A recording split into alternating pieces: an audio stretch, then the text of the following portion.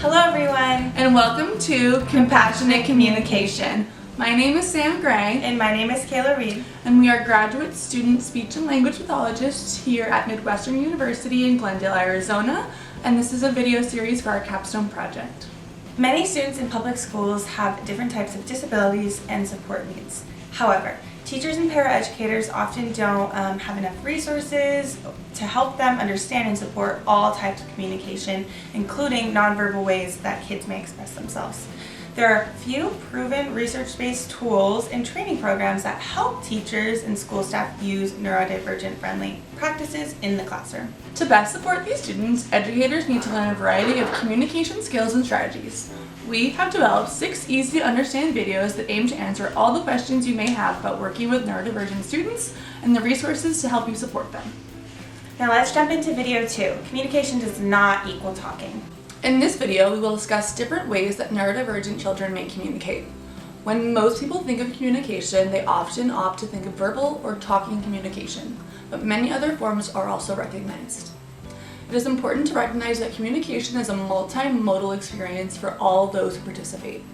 It's not just what you say, but how you say it, your facial expressions, and your body language.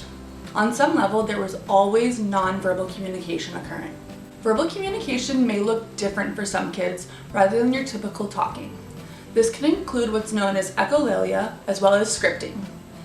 These may be seen in kids with varying diagnoses, including autism spectrum disorder. A frequent misconception is that these hold no valuable information, but that is simply not true.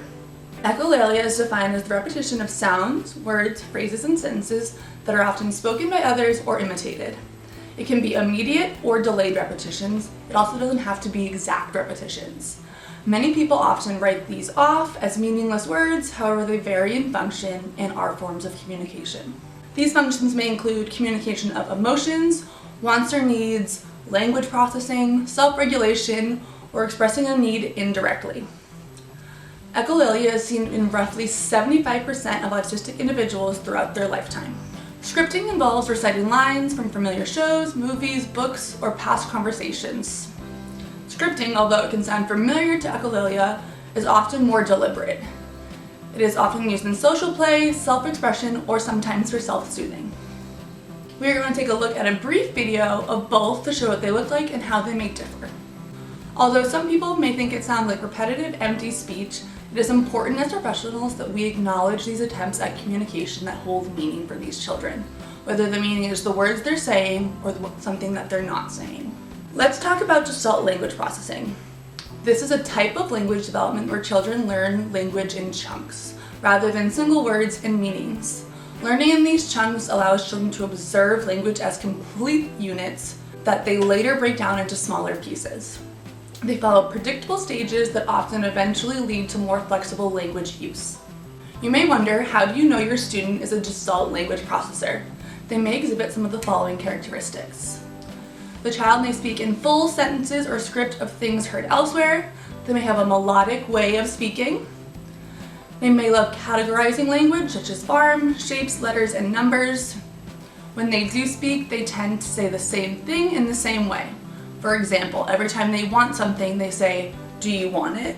as it is something that they've heard said every time they want or need something. In a classroom environment, there are tools and resources you can provide that will support children using these verbal behaviors in their communication. Using recasting to model functional language from what the child is saying, providing visual options, and identifying the purpose behind the behavior. Many students with complex or severe communication disorders may use AAC to communicate. This list is not exhaustive, but provides a few specific diagnoses we previously discussed. Students with autism, cerebral palsy, Down syndrome, childhood apraxia of speech, developmental delays, and/or traumatic brain injury may use some sort of AAC device temporarily, while others may use it long-term to supplement speech. To start, we'll discuss AAC, augmentative and alternative communication. AAC is defined as supplements or compensates for impairments in speech-language production and/or comprehension, including spoken and written modes of communication. To put this in simplistic terms, AAC refers to any form of communication that is not your typical oral production. This encompasses both unaided forms, which are gestures, signs, facial expressions, and aided tools, which are picture boards, communication books, speech-generating devices. AAC can be used by anyone.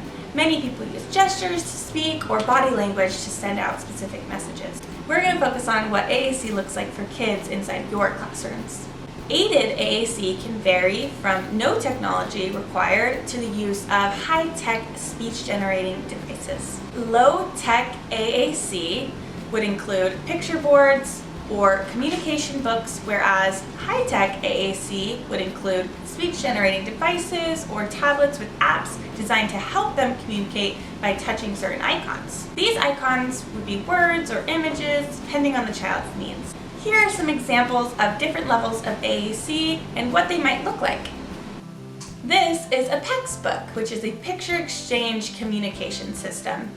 It looks like a binder or book with Velcro-backed pictures and symbols that students hand to the communication partner to express needs or ideas. This builds foundational communication skills, starting with requesting items and moving towards forming simple sentences. This is especially helpful for early communicators. Then we have touch-to-talk tablets. These tablets are equipped with communication apps. Students tap pictures, words, or symbols on the screen to generate spoken messages. These tablets are highly customizable. The vocabulary can grow with the student's language development. Then we just have low-tech communication boards. It's a flat board or sheet with pictures, symbols, or words that students point to or touch to communicate. No batteries or programming is required. This can be a reliable backup for when speech-generating devices or tablets aren't working. These boards are useful for quick communication, group activities, or environments where technology isn't practical. Being familiar and accepting of the use of AAC in the classroom is extremely significant, as these devices and tools give these children a voice and a means of communicating. The use of AAC allows a student to be an active participant in the learning process as well as social engagements in the classroom. Those are just a few examples, but each student's device may look different and will be organized according to their personal needs. As a teacher, there are some general things that you can do to support any student that is using AAC. It's super important to work with the SLP or the OT that is familiar with the student's device, and it can help you in building and creating specific communication opportunities on the student's device that relate to what you're doing in the classroom. Make sure you respect that this is the child's voice. It may take a little bit longer for a student to share their message. Give adequate wait time and allow them to share their ideas fully. Check in with the student every single day to make sure that they have the device and that the device is charged. Again, collaboration is key. Be sure to communicate with your school's SLP, OT, PT, any other related services that are relevant, and special education staff if you have any questions or some concerns arise. The last topic we'll cover in this video is behavior as a form of communication. All children exhibit behaviors that can be considered either good or bad behaviors. For kids who struggle with communication for varying reasons, these behaviors may be different, more frequent, or sometimes more extreme. As professionals, whether you're a teacher, a paraprofessional, a therapist, a caretaker, or an aide, we must view these behaviors as them trying to tell us something. Children often have labels placed on them, whether it be bad kids or something else. These labels are not only assuming the child's intent, but can be damaging in the long run. This particularly comes into play for children who may be minimally or entirely nonverbal. Children with a diagnosis that impacts their ability to communicate typically and effectively may exhibit behaviors that may be considered more extreme.